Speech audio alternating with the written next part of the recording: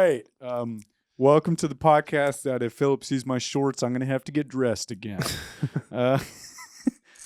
Welcome to AYC. It's just Nate and I cutting the crap, as some would say. We're just shooting. Last time we talked about was the gospel. One of these podcasts we launched into airbending. Yeah, we won't put everyone through that again. Different elemental bending. All right, culture conversation. Where do you think youth ministry has changed the most from when we were in the late double O's? Oh, wow. Like, what do you think, like, does not translate anymore at all? Ooh. The change. It's hard because the church I went to was smaller and Baptist. So, like, already there were cultural differences. Yeah. You know? Yeah. We had, like, 5 kids in our youth group. Right. I mean, I think youth pastors having soul patches is probably something I'm glad was out. Oh, baby. Yeah.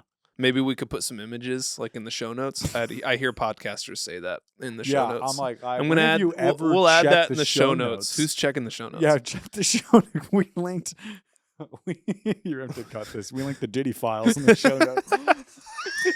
That would be wild if we did that. Of the last podcast. If we linked that. Okay. Oh yeah, I don't think anyone checks the show notes, but yeah. Man, Kerry Newhoff swears people by the show notes. So this guy, leadership guy, yeah. He's like a dude. He's a pastor who like banked his whole life on leadership podcasts, and he talks about show notes all the time. Yeah, and I'm like, I've never. There's magic in the show notes. Yeah, the sound like our production team's like, no, they're shaking their heads. I feel like we're missing something. We should start utilizing the show notes more. We just drop links to free cash in the show. Or just random things like YouTube link to Life is a Highway. Yeah, that's gonna be a great closer for summer camp. Changes in youth ministry. It's not the same. Yeah, like, it's not. This is not like, I don't feel like parents are like, you be the cool guy. Yeah. They don't have that attitude. The like anymore. Cool guy youth pastor is not as much of a thing as it used to be. Yeah. Oh, no. Which I think is good. Yeah. I accept that. Yeah, some of that needed to go. Youth pastors like got into a real dangerous place at one point. Yeah. Where it was like, you know what? What if we're indiscernible between the teenagers? What if you showed up and you didn't know who the youth pastor was because he was so cool? What if we did something called youth group with no rules? Yeah. And closed doors. That is probably, I mean, honestly, it's not the most fun thing to talk about, but the rules. Like the rules have changed. Yeah. It was the Wild West in the early 2000s. Yeah, there were no boundaries. Yeah, there weren't as many boundaries. Youth pastors kind of like, they could drive students home. Yeah. And people trusted the guy to do that. Mm-hmm. Not anymore. You can't do that. And I'm fine with that. I think, if anything, that kind of made our job easier. Yeah. But they're definitely, they've become far less trusted in society. Yes. This is like some people's nightmare. Yeah, so much has come out about youth pastors over the years. Yeah. This is some people's nightmare. They're like, oh, God. Because they used to be youth pastors who were like just the dumbest guys. Yeah. On that. Because out deep, like failed athletes that didn't make it in college. They loved Jesus, and their theology was barely pieced together with duct tape. Yeah, and that's they were exactly that's who they would hire. That's who they would hire. They would preach the same message, and then they get to camp and just bury their kids on 7-7 football and just lose their testimony. I kid you not. I've served in many youth groups. All those youth pastors would lose their testimony playing sports. Really? They would just lose themselves. Yeah. They could not let the glory days go. They're like, get open. I'm like, where? This is one, why is the skins versus skins? 2, why are you screaming at an adult leader right now? Why are we nearly fighting? Yeah, definitely not as much anymore. No. Now, based on our last podcast, is the train of thought still hiring dumb people to lead your student ministry? Maybe. Let's hope there's change. I do think the Cole youth pastor is it's different. Yeah. I don't see many guys that want to do it anymore. Yeah. It definitely was a lot more popular. A lot of students back then wanted to be a youth pastor. Not even our own students have admitted they wanted to be a youth pastor before. I haven't really heard that. I remember in youth ministry, I would always talk to people at other healthier youth ministries than our own at a time. And a lot of them were like, yeah, I want to be a youth pastor. You could not convince someone who was involved in youth group it wasn't the most fun job in the world. Yeah, it was like if you're in church, that was the cool job to have.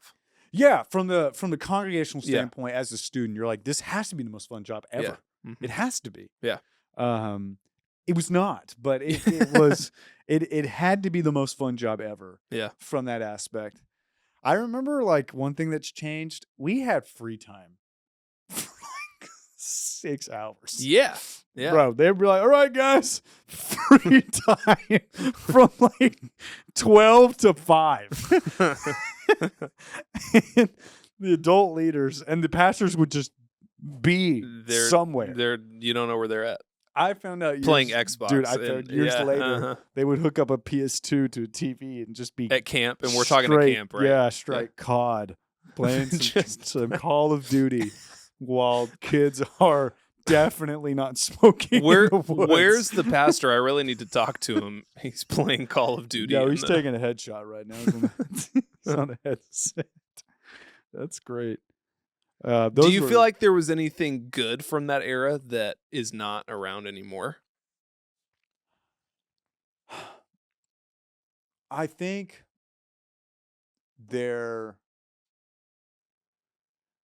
like the games were funnier. I think you could do like really stupid stuff. Yeah. In youth ministry, and I think you could get away with it more. And it was just a different culture. People kind of expected to kind of go wild at that time. I think less had to be explained because there were more kids that understood church. Yeah. In general. Yeah, it's true. Gen Z and A is less church backgrounds and families. So opposed to millennials. We do have to explain things that used to be a lot more obvious in the church at the time. That you were like, I'm like, no, you need to explain it. Yeah. I think that's been new is like how much and how clear we have to be and how constant and in repetition of it. Yeah. To really build that culture. I think there was such a push on like, grab one friend, hand out this card. Yeah. Go into the school. I know it's not everybody, but like sometimes they weren't as active in schools as sometimes they were based on like whatever their involvement was. I think it ranged. International mission trips. I will say that's different. Going to Mexico was a lot easier. And so we were able to do international mission trip, I think, a little because that's easier. True. I did that. Yeah. I went on a... Mexico is easier. And so that international gateway to do a mission trip in Texas as a youth group was so much easier back then. When cartel stuff kicked up, it was nearly impossible for a while. So I do miss that. I would do that in a heartbeat. Really? I really would. I would do it in a heartbeat. It was very transformational for my life. And just your worldview changes. Yeah. Whenever you see when you go outside the country and you're in like really rough areas. Yeah. You're like, okay, like this is different. And it's important to know that. What about you? Yeah, I think the nice thing about that shift was that was really what the first time in history like teenagers became a focus. It was like, we want teenagers. It was a big push. It was a big push in the church. It was a big, like, we want teenagers in church. And I think, the methods weren't always the best. Joe, the methods were wild. The methods weren't always the methods best. Were crazy. But the heart was there. Yeah. It was purely an all heart. It was an all heart. Yeah. Nothing else. Yeah. Yeah. And I think I laid down my Letterman. Dude, all my youth pastors were athletes. All the youth pastors I worked under were athletes. Yeah. They were all like elite in high school. I had my place at a popular table. I heard that in like 6 different pastors, Yeah. 6 different messages. I had my place at the popular table. Did you not? Every time. Every message yeah, centers all the around youth that. pastors, Yeah. it seemed like they were all studs. Yeah. Like we went for like these athletic, Well, it was cool. Like we were saying earlier, it's that cool guy, like cool guy factor. You had to be like an athletic stud. To be a youth pastor. Mm-hmm. I remember the first hipster youth pastor I met when Yeah. I was in high school.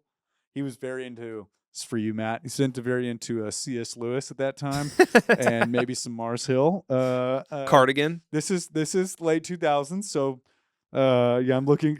He's feeling accused. Yeah, it's some Mars Hill and turn the air conditioning up to 75 degrees in his apartment. He was like 20 years old, really young.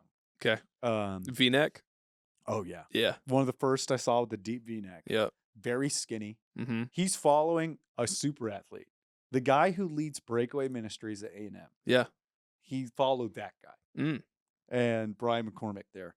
So super skinny, like, hey guys, just like we're gonna soak in his presence. Yep, right there now. it is. When you have not heard the term soak in his presence, it's jarring. And you're like, we probably don't talk about that enough in Ark Youth. I think we could level that. That I culture, will say one thing I've loved that we've been able to kill like up front is overly romantic Christian language. Yeah, right. That is bordering on like really creepy. Like, I'm going on a date with Jesus this weekend. Yeah. Yeah. And you're like, hey, I need to tell you something. You can just say read your Bible. Never say that in my presence again. I want you to write that in your journal and then never say it out loud. Uh-huh. Because you never jumped on the daddy God trend either, huh? Oh, Lord. No, you're gonna. That's what Abba means, though, Michael. It means translated. It means daddy. He's crying from a child's heart, which means we're gonna pray. And I'm going to throw daddy in the end of this prayer, and everyone's just going to have to chew on that for a hot bit. That is one thing that did not age well. Daddy. Yeah, that. Or I knew kids from Bethel. Yes. They're Papa. Yeah. They were Papa. Papa. Yo. Yes. Nothing is wrong with Papa, but everything's wrong with Papa. So I was in my room the other day, and I was just talking with Papa. And what Papa shared with me was, I'm like, you know what? You're right, but why? My skin's crawling. My skin is crawling. Yeah. Crawling. And just, dude, I loved them. Yeah. But sure. The Bethel students, we can say that, bro, I guess. They were sweet. Would you say they were sweet? They actually were really kind.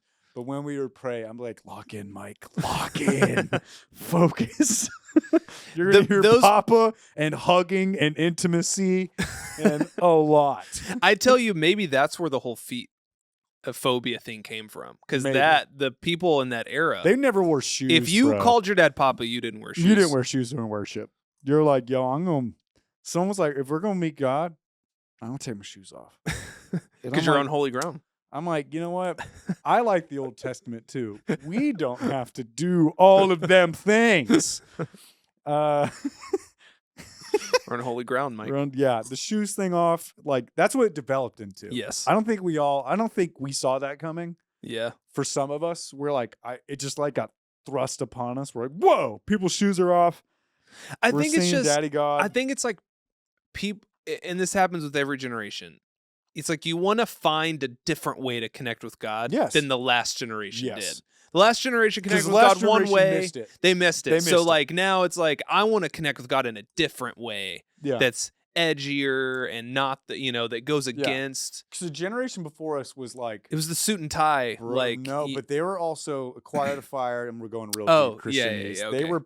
They were before Purity Ring. That was the AIDS epidemic. So they were hard purity culture. Like they were very like no secular music or you're going to hell practically. So they went hard. Yeah. We were like the waning off of like, okay, maybe this is a little intense. So we're going to go less intense. And we're going to go more free flow. Right. Less rigid and legalistic. We're going to go spirit filled. We're going to go, people's legs are growing out now. And that's our focus in the malls. Like That's such a deep cut that no one's That's a deep cut. People's legs are Kim growing. Walker is going to be having a popped collar Yeah, pink polo yeah. singing How He Loves, and we're all going to cry. Chris Kilala's gonna, Chris you know. Kilala is ripping it. Rick Pino before he did his Bitcoin trade thing was swinging socks. Yeah, that's right. That's for right. the Lord. We'll reference this in the show notes. What was so? If you don't, if you don't get it, it's in the show notes. If you don't get it, It's it's in the show notes. Check the show notes. If you want to know something about youth ministry that I was so glad that also died, it was a weird time to love the Lord when emo culture was also the most popular thing for Caucasian children. Yeah. Because it was, they tried to combine. Yeah. The church is like, why don't we have both? And you're like, this is not. To write love in her arms. this wow. That's some inside baseball right there. This is not combining. Yeah. Like that was a really weird. We're like, what if we dress like emo, but we're going to do Take It All from Hillsong United? Yeah. And yeah, it was a really, I'm glad that kind of passed. Yeah. That Same. didn't make no sense. Same. At all. Another thing, like bands, it was really big to have like some church band you never heard of that your youth pastor would just hype super hard. And you're like, guys, the Access is coming. They're amazing. And we're like, who? The Access. Guys from Baytown. Hey, you know, funny though. Yeah. Funny kind of story.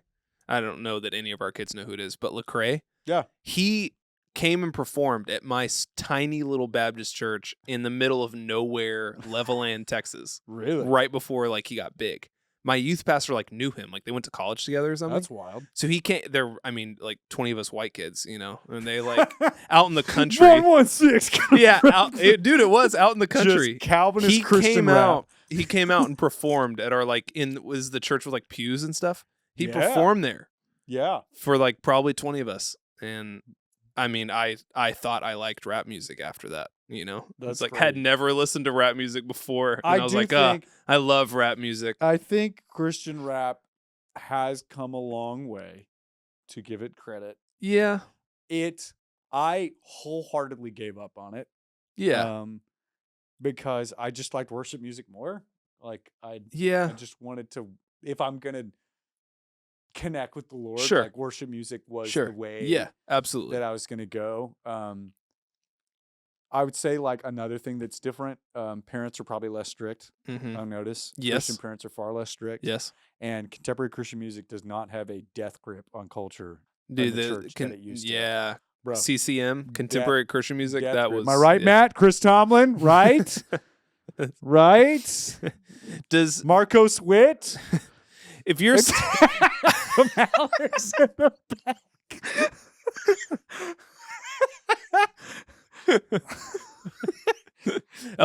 He was a Spanish Christian interesting artist. Target there.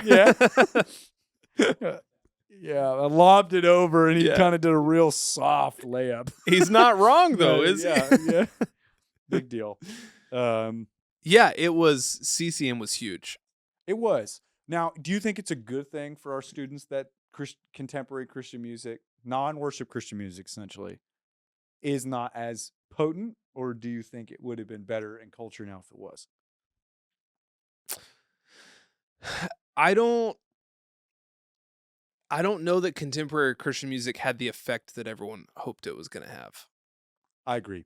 And I think that's where it's kind of like, hey, I'm not against it. I just don't. Right.